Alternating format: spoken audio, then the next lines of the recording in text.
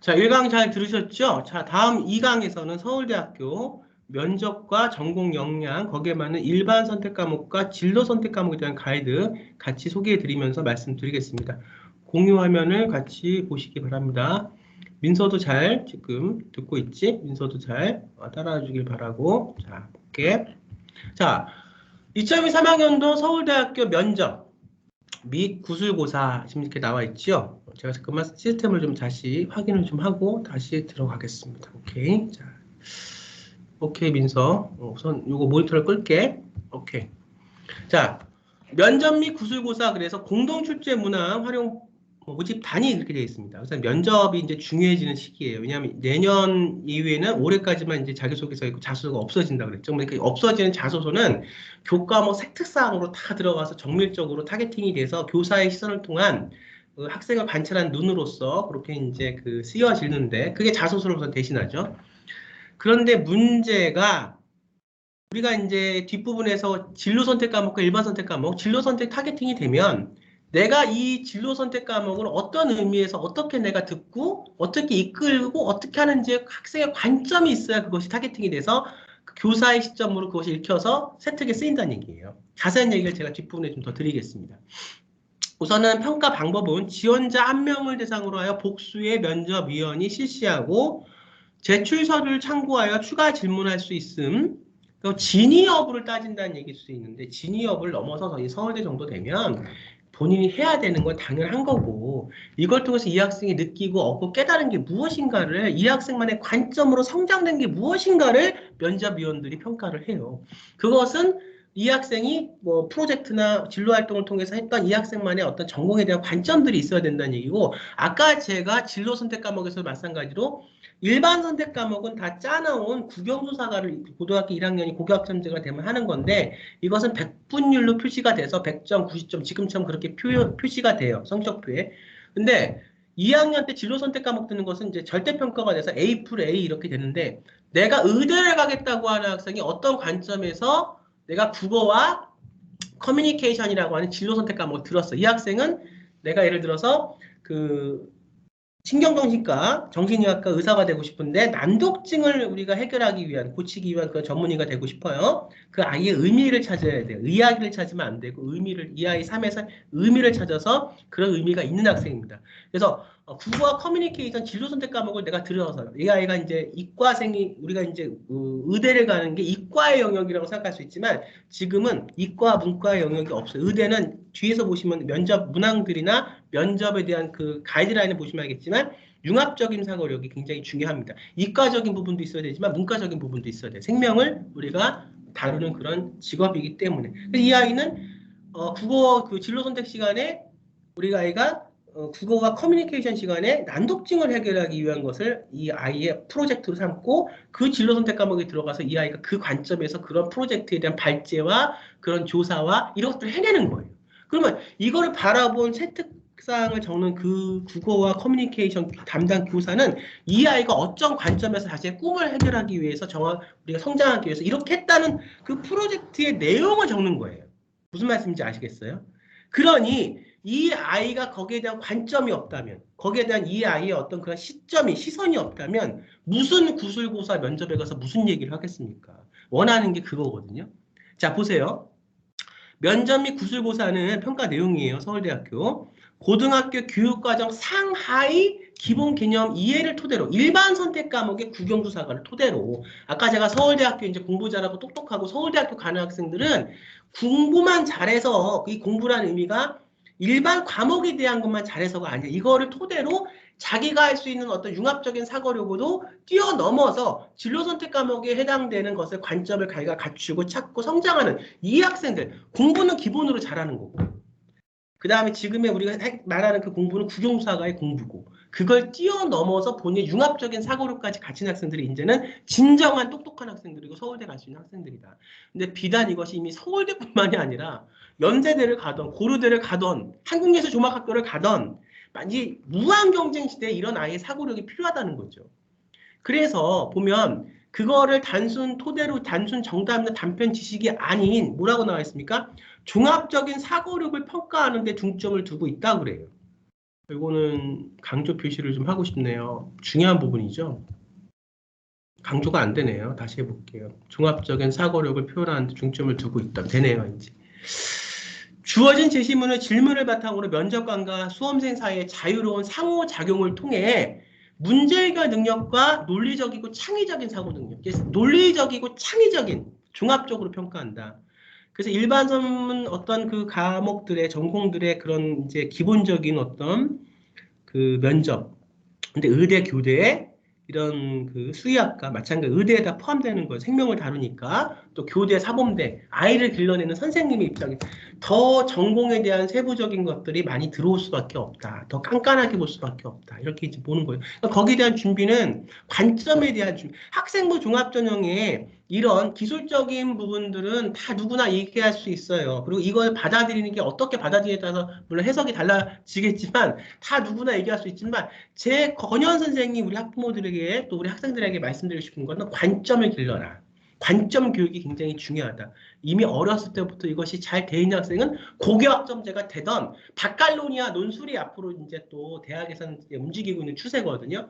지금 사실 보면 읽고 쓰고 말하기가 대부분 다 우리 평가의 어떤 기준이죠. 근데 이제 지금 논술은 제시문을 갖고 출제자의 시선을 우리가 따라가면서 그 테두리를 벗어나면 논술은 절대 출제자가 정해놓은 그 답이 이미 있어요. 거기를 벗어나면 안 되고 제시문 주어진 걸 잘 본인이 활용해서 잘 소재를 모아서 제시자가 말하고자 하는 그 관점에 자기 생각을 한 스푼 얹어서 쓰는 게 논술이에요. 근데 이것이 지금의 종합적인 사고와 무한 경쟁 시대에서의 어떤 이런 창의고 논리적인 이런 거하고는 시대에 역행하니까 이미 유럽에서 하고 있는 바칼로니아 논술 제도를 우리나라에서 활용을 하자라는 움직임이 대학에서 움직이고 있습니다. 그때 융합적인 이런 사고와 논리력과 창의력은 굉장히 기본이에요. 근데 결국 학종도 그렇고 관점 수업도 바칼로니아 논술이 들어와서 고교학점제가 어느 정도 좀 이렇게 3, 4년 지나면서 또 거기에 추가적으로 바칼로니아 논술이 들어온다고 해도 지금의 논술과는 다르니까 이미 누가 다 차려놓은 것을 자꾸 따라가는 게 아니라 자기가 관점에 따라서 똑같은 게 달라지는 거죠. 아까 전에 제가 국어와 커뮤니케이션이라고 하는 우리가 진로 선택 과목을 의대를 가고자 하는 학생이 듣는 관점과 경영학을 가서 문화 컨텐츠를 하고 CEO가 되고 싶은 나중에 회사를 차려서 세계적인 우리 나라를 대표하는 문화 컨텐츠 CEO가 되고 싶은 사업에 이거를 바라보는 학생의 의미에서 바라보는 관점감은 똑같은 국어와 커뮤니케이션이라는 진로 선택 과목을 가져도 의미가 달라지고 그 프로젝트 내용들이 달라지고 거기서 우리가 보는 그 결과물들이 달라지는 거죠. 이걸 누구한테 평가를 받아? 교과목 세특사항을 통한 교사들에게. 교사하고의 잘 커뮤니케이션 할 수 있는 능력도 중요해요. 이제는 자소서가 없어지기 시작을 하면. 그 안에서 아이의 인성과 이런 것들이 나오는 건데 한 가지 제가 조금 그동안 이제 그 입학사항관제서부터 지금까지 16년 하면서 제도는 좋아요. 다 좋고 아이를 정말 이렇게 어떤 추세에 따라서 창의력과 융합력을 길러줄 수 있는 그런 대학에서도 벌써 그렇게 보이고 늦었지만 고등학교 현장에서 따라온다. 그런데 분명히 시행이 돼서 이것이 잘 굴러가기까지는 진행이 되기까지는 최소 5년에서 뭐 10년 정도가 걸립니다. 지금 앞으로의 교육은 100년지 대계의 어떤 지기의 100년지 대계의 어떤 그 미래를 보고 하는 건데 앞으로 10년 이후의 아이들 지금 초등학교 아이들이 대학을 갈 정도 초등학교 저학년 아이들이 그때는 이게 잘 굴러가겠죠. 그럴 수 있는 확률이 많은데 이게 지금 고교학점제는 모든 게 공교육 안으로 학생부 종합전형보다 더 이것은 공교육 안으로 자꾸 집어넣는 거거든요. 나쁘지는 않습니다. 그런데 문제는 과연 이것이 잘 굴러갈 수 있는 진행될 수 있는 지금 그런 마련된 구체적인 방법들이 잘 마련이 되어 있는가 이런 어떤 커리큘럼과 어느 정도 고차원적인 부분으로 가면 거기에 전공 박사 정도 된 어떤 선생님들이라든가 아이들을 더 융합적으로 키워줄 수 있는 교육을 하기 위해서는 더 전문가들이라든가 근데 지금 보면은 오히려 교사에 대한 어떤 그런 인원들을 감축을 하고 있죠. 그러면서 지금 보니까 기간제 조사로 이런 그 고교학점제 체제는 사실 선생님이 더 많이 들어와 줘야 되는 거거든요. 돌린다고 하는 얘기들이 있는데 과연 거기서 이 대학에서는 지금 이렇게 그림을 그리고 있는데 대학에서 그리는 그림이잖아요. 서울대학교에서 2023학년도에 이후에 그런데 이렇게 그림을 그리는데 우리가 고등학교 그 과정 그 현장에서는 이렇게 그 그림이 이렇게 그려져요. 그러면은 학종은 그래도 신기부에 뭐가 함몰되긴 했지만 그래도 아직까지 전공 본인 연구원 같은 것들을 더 해서 할 수 있는 부분이 있었는데 고교학점제 시대의 수신학종은 이것이 완전히 그 공교육 안으로 들어와 버린다면 이것이 정말 두 개가 잘 맞아 들어가서 하모니를 조화를 잘 이룬다면 좋겠지만 대학은 이상은 여기 있고 고등학교의 현실은 여기라면 괴리가 더 커질 수밖에 없거든요. 그럼 여기서 분명히 고통받고 분명히 본인의 어떤 성장할 수 있는 소중한 시간과 기회를 이 부분에서 굉장히 고통받고 굉장히 기회를 잃을 수 있는 학생들이 많아질 거예요. 저는 그게 보입니다. 막상 그 현장에서 방법을 찾고 대학을 가기 위해서 노력을 하는 선생 입장에서 이게 보여요. 이 간격을 빨리 줄여야 돼요. 근데 그게 과연 그렇게 빠른 시간에 되겠는가는 미지수입니다. 그러니까 여러분들은 가장 지금에서 저희가 좋은 법을 만들고 좋은 어떤 그 현실적인 상황을 공교육 안에서 그렇게 실현할 수 있으면 참 좋겠지만 우리는 그렇게 할 수가 없잖아요. 그래서 그 정책하는 분들과 시행하는 분들이 같이 이렇게 얘기가 돼야 되는데 우리나라는 지금 소통이 안 되고 있는 부분들이 많으니까 그런데 이 제도는 이미 이렇게 해놨어요. 그러면 우리 아이 나이가 이렇게 차서 그 제도 안에서 대학을 보내야 돼. 그러면 현실적으로 같은 부모 입장에서 이거를 탓만하지 말고 그럼 빨리 나부터 이것을 어떻게 할 수 있는지 구체적인 방법을 깨달아서 최대한 이 지금 상황에서 우리 아이에게 맞는 부분들을 찾아서 우리 아이가 목표로 하는 대학에 현실적으로 갈 수 있는 방법을 논해야죠. 저는 거기가 더 의미가 크다고 봅니다. 왜냐하면 제도만 탓하고 그래서 우리 아이는 옷은 이런 옷을 입어야 되는데 맞지 않는 옷을 지금 이렇게 큰 옷을 입히거나 우리 아이의 어떤 품은 이렇게 큰 아이인데 우리 아이한테 좁은 옷을 입혀서 우리 아이가 평생을 행복하고 자기가 하고 싶은 일을 하면서 살 수 없게 만드는 것보다 최대한 이 제도들을 활용을 하고 의미에서 찾을 건 빨리빨리 의미를 찾아서 우리 아이가 정말로 본인의 옷에 딱 맞고 딱 핏이 떨어지고 멋있는 삶을 살 수 있게 하는 게 우리 부모들의 노력이고 역할이라고 저는 생각을 합니다. 자, 그래요. 자, 그 다음에 지금 볼게요. 인문대학에서 사회과학대학을 보면 인문대학은 인문화 사회과학 관련 제시문을 활용하여 전공 적성 및 학업 능력을 평가한다 이렇게 되어 있습니다. 전공 적성, 학업 능력 위에 전공 적성이 들어가는 거예요. 뭐 전혀 뭐 학업은 빼고 전공은 빼고 학업만이 아니라 거기서 아까 말했죠. 일반 선택 과목을 예를 들면 고교학점제 제도에서 국영수사가 잘 듣고 그걸 통해서 본인이 전공으로 한 단계 점프해서 본인이 쌓은 노력에서 본인이 생각한 의식의 성장과 본인이 말할 수 있는 관점이에요. 이게 비단 서울대만이 아닙니다. 그리고 이것은 비단 국내 대학만이 아니라 해외 대학, 유명한 여러분들이 정말 가고 싶어 하시는 그런 유명한 해외 대학도 이런 식으로 보고 있는데 해외 대학하고 우리나라하고 사실은 보면 지금 제주국제학교 그 프로젝트를 제가 진행하면서 지금 보면 비슷해요. 다 뭐 명문대를 가겠다는 해외도 마찬가지인데 딱 하나가 달라요. 우리나라는 증거를 내놔라.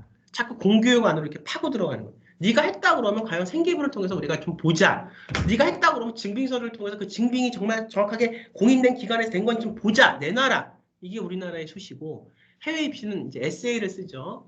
아이의 말을 우선 대부분 다 믿습니다. 아, 그렇게 했어? 이렇게 했구나. 우리 학교에 이런 이유로 오고 싶구나. 성적을 좀 볼까? 학교 생활도 잘했구나. 우선은 입학 허가. 그런데 우리나라는 들어가서 아주 크나큰 뭐 잘못을 저지르지 않는 한 대학을 다 졸업을 하죠. 근데 해외 대학은 많이 뽑고 졸업을 안 시켜요. 여기서 이제 마치 지금 우리가 보면 대학원 석박사 과정에서 들어간다고 해서 다 석사학위를 주고 박사학위를 주는 게 아니에요. 물론 우리나라의 박사 과정에서 문제가 좀 있습니다. 어떤 뭐 지도교수의 개인적인 그런 경향이라든가 지도교수하고의 어떤 불화 때문에 박사학위를 못 받고 논문을 뭐 통과를 못하고 나온 사람들도 있어요. 그런데 우리나라 대학원 체제에서는 제가 다음 시간에 또 말씀드릴 수 있는 부분이 있으면 말씀을 드리고 어쨌든 석박사 과정은 뽑고 나서 학위를 안 줘버려요. 그것처럼 해외의 명문대학교, 역사가 아주 많은 명문대학교에서 해외에는 그렇게 해서 졸업을 많이 안 시키고 좀 더 거기서 경쟁을 하는 거죠. 그러니까 들어갈 때 어렵냐 나올 때 어렵냐 이제 그 차이인데 보면 우리가 하는 이런 학생부 종합전형이 전혀 해외 대학하고 지금 수시가 다르지 않아요. 다 똑같은 그런 시대의 흐름 속에서 가는 겁니다. 그래서 제주국제학교도 하면서 제가 느끼는 게 뭐냐면 프로젝트를 통해서 같이 준비할 수 있다. 해외 대학도 우리나라 대학도 같이. 지금은 굉장히 수요가 코로나라는 어떤 그 특수한 상황도 있고 다시 이제 국내로 오겠다는 그런 수요들이 굉장히 많습니다. 그러니까 이거를 몰라서 못한다고 하는 것은 저는 이제는 그건 이해가 되지 않고 잘 이거를 이제 우리 아이하고의 시뮬레이션을 어떻게 시킬 것인가 이제 그게 이제 현실적으로 중요하겠죠. 그다음에 경제학부는 사회과학과 수학, 인문 관련 제시문을 활용하여 전공 적성 및 학업 능력 평가, 영어 또는 한자 활용 가능 이렇게 되어 있고요. 답변 준비 시간은 이제 30분 정도 준다. 그 제시문이 제가 이제 그 서울대학교 2018년, 19년 그 의대 면접 그 문항을 제가 설명해 놓은 동영상이 있으니까 한번 필요하신 분들은 찾아보시면 되겠습니다. 그다음에 간호학과 화학 생명과학 제시문을 활용해서 전공 역량 및 학업 능력 평가. 그다음에 이제 인문학 계열의 간호학과, 그러니까 인문학 관점에서의 간호학과를 접근하는 학생들이 있고 이과적인 관점에서의 간호학과를 접근하는 학생들이 있죠. 그랬을 때 인문학, 사회과학 관련 제시문을 활용하여 전공 적성 및 학업 능력을 평가한다. 우리가 이제 30분 내로 준비할 수 있는 걸 주고 구술 면접은 일대 다수로 해서 확인, 진위 여부, 아이의 어떤 2차적인 어떤 의식의 확장, 그다음에 이걸 통해서 아이가 했던 구체적인 상황 이런 것들을 물어보고 깨달은 것들을 물어봐요. 자기소개서 올해까지 살아있는 자기소개서 보시면 1번, 2번, 3번 다 대교 공통 양식을 보면 뭐 했냐, doing, 거기서 네가 깨달은 게 뭐냐, 의미. 뭐 했냐, doing, 거기서 내가 깨달은 게 뭐냐, 의미. 이렇게 물어보거든요. 이제 서울대학교는 이제 3번에 독서. 책 읽은 게 뭐냐? 그게 왜 너한테 의미가 있냐? 네가 우리 학과에 오는데 왜 무엇이 의미가 있냐?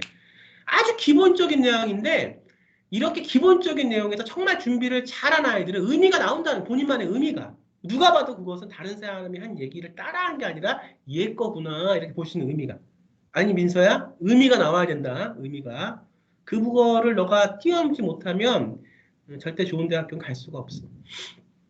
자, 그 다음에 우주공학 이런 것도 굉장히 사실은 물리학, 천문학 굉장히 인기예요.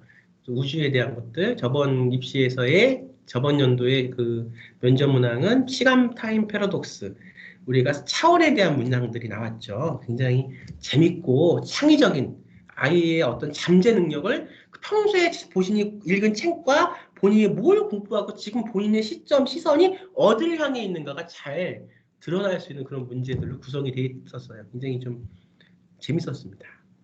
그다음에 식물 생산과학부에서는 생명과학 관련 제시문을 활용하여 전공 적성 및 학업 평가 다 똑같아요. 전공 적성 및 학업 평가. 지금 보면 아직 고교학점제가 전면 시행되지 않았고 경기도권 그다음에 광역권을 중심으로 서울에 있는 고교학점제 선도 고등학교들을 2, 3년 전부터 정부의 예산을 받아서 고교학점제 선도 고등학교가 되기 위해서 준비하고 있는 서울권 선도고등학교를 다 합하면 80%가 지금 고교학점제가 이미 시행이 됐다고 보는데 전면 시행은 아니지만 그러니까 약간 이제 오픈하기 전에 가게를 가오픈된 상태예요 지금. 이제 보자 이런 건데 지금 80%거든요. 근데 지금 2023년도니까 바로 올해 이제 입시잖아요. 이렇게 지금 그 고교학점제라는 그 룰과 아주 비슷하게 거의 같이 평행선으로 지금 서울대학교의 입시에서는 이렇게 아이들을 뽑고 있는 거죠. 전공 적성과 학업 능력 같이. 학업 능력 위에 일반 선택 과목 위에 진로 선택 과목. 앞으로 시간이 더 지나면 진로 선택 과목 위에 심화 전공 과목 이렇게 나눠진다는 거예요. 그래서 앞으로의 시대는 우리 아이들이 살아갈 시대는 굉장히 무한 경쟁 시대에 살아갈 수밖에 없다. 이때 어리버리하고 지금 이렇게 그냥 손 놓고 있으면 힘들어집니다. 그게 보이니까 아이들을 가리킨 선생으로서 보이니까 말씀을 드리는 거예요. 자. 지금 이제 뭐 IT, 소프트웨어 굉장히 그런 문제들도 재미있는 인문과 사회와 어떤 그런 과학이 잘 이렇게 융합돼서 할 수 있는 그런 부분들이 나왔고 준비 시간은 30분에서 40분 내에 답변 시간은 15분 내에 이렇게 주는데 우리가 지금 보면은 국문과, 국어교육과, 영어교육과 마찬가지죠. 인문학, 사회과학 관련 제시문을 활용하여 전공 적성 및 학업 능력 평가, 영어 또는 한자 활용 가능. 그래서 답변 준비 기간 30분 주면서 면접 15분을 봐요. 그래서 이렇게 보고 생물, 화학, 물리 교육과는 거기 관련돼 있는 거. 그러니까 지구과학, 뭐 생물이라고 해서 꼭 거기만이 아니라 그거를 기본으로 생명과학을 기본으로, 화학을 기본으로 해서 전공을 기본으로 해서 본인 학업 능력을 평가를 받고 그다음에 전공 적합성에서의 어떤 인문학 부분들, 또 아이의 가치관들 이런 것들이 이제 문제로 나온다는 겁니다. 지금 제가 찍어놓은 게 의대하고 지금 교대하고가 있는데 몇 가지 더 뭐 소비자공학과, 뭐 의류학과, 뭐 이렇게 국어교육과 뭐 이렇게 더 해서 제가 시간이 날 때마다 좀 시간이 나면 찍어서 그것도 좀 보여드리겠습니다. 어떻게 문제를 풀이하는지. 또 관점이 갖춰져야 된다. 이렇게 이제 고교학점제에서 수시에선 그게 중요하다 말씀을 드리고요. 그다음에 우리가 약학, 수학, 자연 관련 제시문을 활용하여 전공적 및 학업 능력을 평가한다. 이렇게 되어 있습니다. 우리가 이제 참 애매한 게 자유전공학부예요. 자유전공학부가 이거 뭐 코에 걸면 코걸이, 귀에 걸면 귀걸이인데 저는 그 입시를 하는 입장에서 자유전공학부는 그게 권해드리지 않습니다. 왜냐면 가장 이것이 뭐가 빈수레 일수밖에 없기 때문에 그런데 어떻든 지금 자유전공학부도 이제 보시면 되겠습니다. 그다음에 제시문 출제 범위는 우리가 이과에서는 수학, 수학1, 수학2, 확률과 통계, 그다음에 인문에서 자연 부분에서는 수학1, 그다음 미적분, 기하까지 나오고요. 그다음에 화학에서는 통합과학. 근데 검정고시 학생들 뭐 이게 수능 지금 얘기하는 거지만 뭐 이제 그 검정고시 학생들 보면은 통합과학이 굉장히 어렵다고 말들을 많이 하더라고요. 그런 것도 좀 준비를 해야 될 것 같고 잘 이렇게 지금 과목들이 있습니다. 이 과목들이 지금은 출제 범위인데 면접에서 앞으로는 일반 선택과 진로 선택 과목을 듣지 않으면 그거 학점이 없기 때문에 이렇게 대학에 우리가 진학할 수가 없는 그런 상황이 벌어진다는 거죠. 앞으로 한 2년 뒤 정도 되면. 그다음에 우리가 국악과 뭐 아까 다 말씀을 드렸습니다. 수의학과 볼게요. 수의학을 전공하는데 필요한 자질과 적성, 인성을 평가한다. 여기서부터 의대가 이제 그렇게 더 까다로워지는. 그래서 이제 의대 면접은 추론, 상황 면접, 재시민 기반에서 이 아이가 어떤 선택을 할 것인가, 또 이 아이가 의사로서 윤리관은 어떤가, 본인의 다양한 어떤 전공 역량에서의 이 아이의 어떤 의식은 어떻게 길러졌는가 이런 것들을 봐요. 그러니까 그것을 우리가 준비한 학생이라면 시간적인 준비가 있었을 테고, 뭐 생계우를 성장시키던, 그다음에 무슨 뭐 우리가 증빙서류를 만들던 어떤 그 시간이 있었을 거 아닙니까? 그러니까 절대로 이걸 무슨 뭐 검정고시 학생들도 뭐 6개월, 3개월 이렇게는 안 되는 거예요. 준비하면서 본인이 했던 그 어떤 의미를 찾아가는 과정에서의 어떤 본인의 것들, 프로젝트를 하면서, 프로젝트 수업을 하면서. 그다음 다양한 상황이 나오죠. 또 생명에 관한 기본적인 학업 소양 같은 것들을 물어보고요. 수의학과도 면접실당 10분씩 총 5개 면접실을 그래서 MMI 면접에 준하는 똑같이 봅니다. 의과대학하고. 왜냐하면 수의학과도 생명을 다루는 직업이고 의학과도 의학을 전공하는 데 필요한 자질, 적성과 인성을 평가해서 그래서 보면 굉장히 인문학, 뭐 시를 분석하는 거라든가 굉장히 뭐 초이스 고르는 어떤 방법이라든가 굉장히 어떤 극한 상황에서 어떤 결정을 하겠다는 것이라든가 또 어떤 과학과 관련된 지식 총 6개 정도의 그 항목들이 있습니다. 인문사회과학, 과학적인 것들, 그 다음에 이야기할 수 있는 어떤 커뮤니케이션 능력이라든가 본인이 어떤 압박 면접, 그 어떤 상황에서 본인 스스로가 어떤 최선의 어떤 그 결과를 도출할 것이라든가 이 아이가 뭘 하는 과정 속에서 이 아이는 이 과정을 어떤 관점에서 보는 거라든가 이렇게 쭉 이렇게 5개의 방을 돌면서 원래는 6개의 방이었는데 이제 코로나고 하니까 좀 줄어든 부분이 있어요. 하지만 50분 동안에 5개의 방을 10분씩 우리가 할애하면서 굉장히 심층적으로 보니까 이거는 절대로 국영수사가만 잘하는 아이들이 이걸 할 수는 없어요. 그걸 통해서 더 성장된 아이들이 할 수 있는 거죠. 기본 과목을 통해서 전공 역량으로 성장된 의식과 인식이 있는 아이들. 상황 제시문 기반 면접과 서류 기반 면접을 복수해. 그래서 진위도 확인하고. 뭐 예를 들면 이런 것도 있었어요. 이런 프로젝트 실험을 했잖아. 예. 이 실험했을 때 총 비용은 얼마였어? 이렇게 현실적인 걸 물어봅니다. 왜냐면 너가 했니? 누가 대신 해줬니? 이런 진위도 화학도 하죠. 근데 지금 이제 이미 학생부 종합적 입학사항관제가 벌써 지금 입학사항관제 때부터 하면 지금 15년이, 16년이 접어들고 있기 때문에 이제는 그런 어떤 진위 여부보다도 더 심도 있는 것들을 물어봅니다. 대학에서도 더 구체적으로 우리 학과에 맞는 학생을 찾기 위해 노력을 하기 때문에 그렇죠. 치의학대학원 치의학과는 치의학을 전공하는 데 필요한 자질과 적성, 그다음에 인성 등을 평가하여 제시문에 영어 또는 한자가 활용될 수 있고 다양한 상황 제시와 제출서류 내용을 확인하고 면접실당 10분씩 총 4개에 40분 내로 이런 것도 좀 아주 디테일적인 부분이에요. 수의학과나 의과대학은 50분인데 치의학과 대학은 40분 내구나. 이런 것이 그 맞는 것들을 타겟팅하는 거예요. 중요해. 지금은 이게 뭐 의과대학에서 안 되면 치의학과를 간다 뭐 이렇게 생각하는 학생들도 있지만 그런 내용이 아니라 내용들이 다릅니다. 의과대학에서의 그 내용과 치의학과대에서의 내용들이 세부 타겟팅으로 들어가기 때문에 달라요. 그래서 그렇게 뭐가 안 되면 뭘 하겠다 한 것보다는 내가 어떤 걸 정확하게 의대도 서울대 의대 가려면 거기에 맞는 학점들 들어야 되고 거기에 맞게 내가 그 전공 역량 해야 되고 거기서 뭘 필요하는 걸 내가 쌓아서 어떤 의식을 갖춰야 되죠. 공부가 잘하는 건 기본이고 국영수사가 잘하는 건. 근데 그걸 수시로 가겠다 정시로 가겠다. 이렇게 이제 나누어서 수시로 갈 때는 뭐, 정시로 갈 때는 뭐. 근데 앞으로는 수시와 정시가 고교학점 이제 2, 3년 후에는 약간 모호해지면서 하나로 이렇게 좀 합쳐지는 그런 경향으로 우리가 생길 수 있다. 그래서 수시와 정시의 어떤 관계가 조금씩 무너지는 상황이다. 이렇게 보시면 되겠고요. 또 대학에서는 바칼로니아 논술이 도입되고 하는 움직임들이 서울에 있는 인서울권 대학을 중심으로 지금 그렇게 협의들이 조금씩 되고 있습니다. 자, 기회균형 특별 전형 지금 이렇게 나와 있는데요.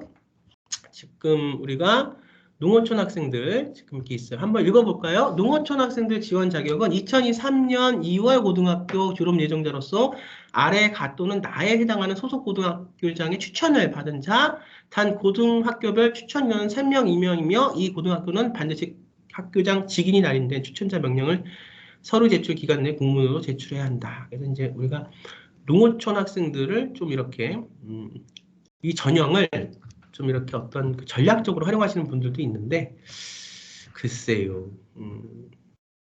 그래서 농어촌 전략 중에서 보면 이렇게 우리가 음악대학도 뽑고요. 다 뽑습니다. 자, 정시 모집에서 나군 지역균형 전형 이렇게 나왔습니다. 그래서 보면은 이제 수능 이 배점인데 제가 이 말씀을 좀 드리고 싶어요. 보면 수능이 60점이죠. 인문대학, 인문계열, 공학대학, 광역, 그다음에 약학대학, 약학계열, 의학대학, 의학과, 치의학대학, 치의학과에서 수능이 이게 좀 수능이거든요. 정시니까 어떻든 뭐라고? 정시 모집 나군 지균 전형 그래요. 지균에서 수능이 60일에 교과가 40이에요. 지균 전형에서 정시에서 수능에서 이미 교과 평가가 들어와 있다는 얘기죠. 근데 이런 거죠, 이제. 보통 수능을 잘하는 학생들은 교과도 잘해요. 이게 공부 영역이기 때문에 그렇습니다. 근데 이런 학생들이 있어요. 특목고 자사고인데 내가 수능은 1등급인데 치열한 경쟁 안에 들어가다 보니까 뭐 일반고라고 해서 치열하지 않다는 얘기가 아니라 그 상황의 특수성을 말씀드리는 겁니다. 그러니까 우리 아이가 교과는 1등급 맞아야 되는데 하나 틀려서 4등급이에요. 이게 특목고 자사고는 그런 부분들이 있거든요. 이럴 때, 그러니까 이거예요.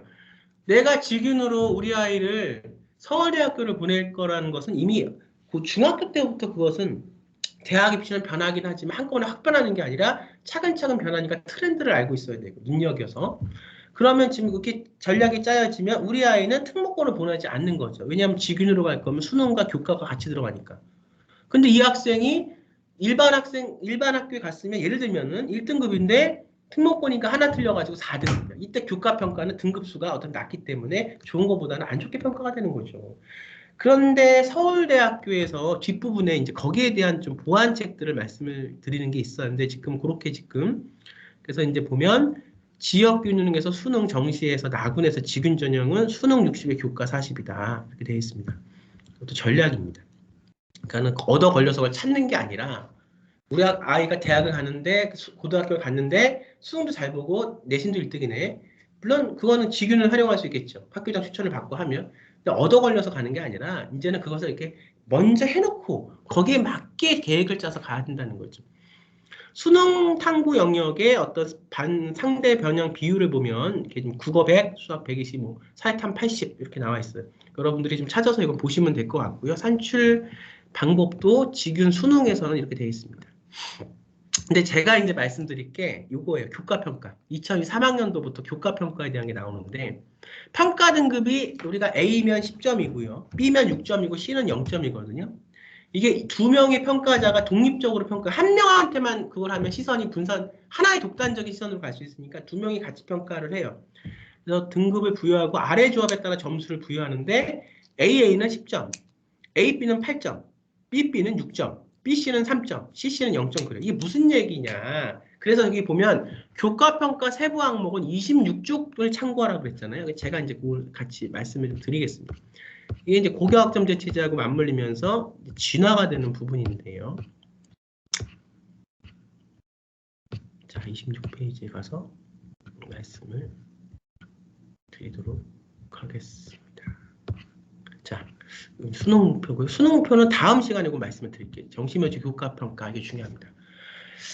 2015년 개정 교육과정 시행과 맞물려 서울대학교 2022학년도 정시묘지 일반 전형의 학생이 학교에 나타난 교과이수 충실도를 반영하는 교과이수 가산점을 도입하였고 이를 본격적인 평가 방법으로 활용하기 위해서 2023학년도부터 요번 연도부터 이런 걸 여러분들이 아셔야 된다는 말이에요. 교과 평가를 실시한다. 그러니까 지금 서울대학교를 가는데 직윤으로 지금 가고자 하는 학생 여태까지는 수능만 잘 보면 됐는데 교과 평가가 들어가네. 그런데 또 문제는 직윤뿐만이 아니라 정시 모집 일반 전형에서도 여태까지 수능만 잘 보면 됐는데 2단계에서 1단계 성적의 80%가 교과 평가가 20점 들어가네. 이걸 아셔야 돼. 이거를 지금 고3 때 하면 늦어요. 이거를 언제? 고등학교 1학년 중3 때는 알아야지. 그러니까 이런 조시로 지금 이런 흐름으로 대입이 가는구나. 서울대는 이렇고 제가 아까 말씀드렸죠. 왜 이제는 서울대는 서울대 정밀 타겟팅, 연세대학교는 연세대 정민 타겟팅을 학종에서도 해야 되냐면 이 학교의 이런 흐름들이 조금씩 미세하게 달라지기 때문이고 전공 영역, 제가 가장 중요하게 말씀드리고 제가 주도 아이들을 가리키는 전공 영역만 해도 서울대 의대의 전공 영역과 연세대 의대의 전공 영역이 보는 관점이 다르기 때문에 그래요. 이것은 결국 시간과 노력입니다. 그 시간과 노력을 더 많이 할애해서 이렇게 하기 전에는 이거 안 되는 부분이 있죠. 특히나 늦게 시작한 학생들. 더구나 고등학교 부분부터 이 지금 체제에 맞지 않은 고등학교를 다니고 있는 학생들은 작년부터 그렇게 지금 급격하게 그런 부분들이 변하고 있습니다. 그러니까 올해 보시고 정밀 타겟팅을 하시고 노력을 하셔서 대학을 가시라 말씀드리고 이 부분은 중요합니다. 2023학년도부터 교과평가를 실시하는데 교과평가는 학교생활기록부의 교과학습 발달사항, 교과 이수 현황, 두 번째 교과 학업 성적, 성적이 우선 들어가죠. 어쨌든 100분율로. 아직 지금은 지금 APC는 아직 이번 연도까지 APC는 안 나오잖아. 진로 선택 과목이라는 게 APC 절대평가가 아니니까 그거는 내후년부터 나오는 거니까 1등급, 2등급, 3등급이 됐던 90점이 됐던 100분율로 100이 됐던 학업 성적이니까 어쨌든 지금 불리한 아이들은 특목고 자사고 다니는데 수능은 1등급 나오지만 하나 틀려서 3등급, 4등급 된 아이들이 불리하다. 세부 능력 특기사항 반영하여 모집단위 관련 학문 분야에 필요한 교과 이수 및 학업 수행의 충실도를 평가한다. 아티클들을 교과목들을 의대면 의대, 그다음에 심리학과면 심리학과, 경영학과면 경영학과에 맞는 것들을 지금 아직 고교학점제는 아니지만 지금 있는 일반 과목 안에서 긁어 모은다는 얘기죠. 약간 고교학점제 식스럽은 얘기로 식으로 좀 이렇게 지금 보고 있다. 근데 직윤에서 정시 모집에서 수능이 40이면 교과평가 40이잖아요. 그다음에 정시 모집에서 수능이 100이면 1단계 80에서 교과평가 20이잖아요. 이건 이제 지금 생계부가 있는 아이들이고 교과 평가할 수 있는 생활기록부가 일반고, 성목고, 자사고 아이들. 그다음에 우리 이제 검정고 시외고 학생들은 국제학교 학생들은 생활기록부. 그다음에 교과 교육과정 편성표. 어느 나라의 어느 고등학교를 다니냐가 사실 중요해. 국제학교도 그냥 국제학교냐 무슨 국제학교냐 중요하고요. 교육과정 편성표. 그 학교의 나라와 그 학교에 있는 그러니까 고등학교도 시골에 있는 고등학교, 이름 없는 고등학교에 다니는 것보다는 이름도 있고 이런 구체적인 이런 것들이 이제 우리 해외고 학생들한테는 좀 평가의 기준이 되기도 합니다. 교육과정 편성표. 학교생활기록부 미보역자는 대체 서류, 대교육 공통 양식에 대한 대체 서류. 그러니까 아직까지 올해 내년까지는 대체 서류를 갖고 할 수 있다. 왜냐하면 고교학점제가 전면적으로 시행이 안 되기 때문에 시행이 되면 그때부터는 어려워질 수 있다. 검정고 시외고 학생들은. 그래서 지금 1, 2년 남은 기간 안에 준비해서 대학을 가는 게 최고의 현재로서는 방법이다. 그다음에 우리가 보면 이제 교과 이수 내용 이거는 여러분들이 한번 읽어보시고 교과목 위기에 따른 선택 과목 이수 내용 2013년, 2023학년도부터 이렇게 좀 바뀌는 거예요. 진로 적성에 따른 선택 과목 이수 내용. 그런데 공과대학은 수학과 교과 이수 성향 등을 고려하여 평가한다. 여태까지 이런 게 조금 난해했는데 이제는 딱 그렇게 평가하는 기준에 들어간다. 그 트리를 잘 정해서 봐야 된다. 경제학부에서는 수학과 교과 이수 현황 등을 고려하여 평가한다 나와 있는데 제가 말씀드리고 싶은 이건 뭐 여태까지 다 그렇게 되었던 거고 교과 성취도에 이걸 좀 말씀드리고 싶어요. 기초 교과 영역 및 모집단위 관련 교과 성취도의 우수성을 평가한다 그래요. 여기서 이제 평가 기준이 과목 수준 수강자 수, 원점수, 평균, 표준 편차, 성취도별 분포 비율. 다시 말하면 여기까지 있죠. 교과 학업 수행 내용은 교과목별 수업 활동에 나타난 수업 수행의 학업 수행의 충실도, 세특 능력이 들어가는데 세부 및 특기사항. 그러니까 다시 말하면 우리가 이제 보면은 대학 다닐 때도 저 교수는 점수를 잘 줘. 조금 내가 리포트만 좀 하나 정도 잘 내면 점수를 좀 잘 줘. 그럼 우리가 성적을 받기 쉬운 쪽으로 많이 장학금을 특히나 노리는 우리 학부대 학생들은 가는데 그것이 이제 그렇게 해서는 안 되고 내가 그 과목을 듣는 데에 대한 이유가 있어요. 내가 정한 어떤 전공의 세부 정밀 타겟팅에 따라서 그 과목을 듣는 것에 대한 이유가 있어야 되는 얘기죠. 그런데 뒤에 보시면 이렇게 나와요. 평가 기준, 절대평가. 근데 보면 이게 무슨 내용이냐면 특목고 학생들이 특목고에서 싸운다. 근데 자사고에서 싸운다. 근데 이 학생들은 지금 수능을 잘 봐요. 지균의 이제 수능을 우리가 이제 생각하는 정시를 생각하는 학생들이 근데 이 교과 평가에서 점수가 1등급이 안 나오고 4등급 나왔어. 이 학생들이. 근데 우리가 12명 싸우는 것과 100명 싸우는 거 다르죠. 그러니까 이거 보겠다는 거예요. 그리고 이제 고교학점제가 오면 서울대학교에서 명확하게 얘기하면 그 내용을 보겠다는 거예요.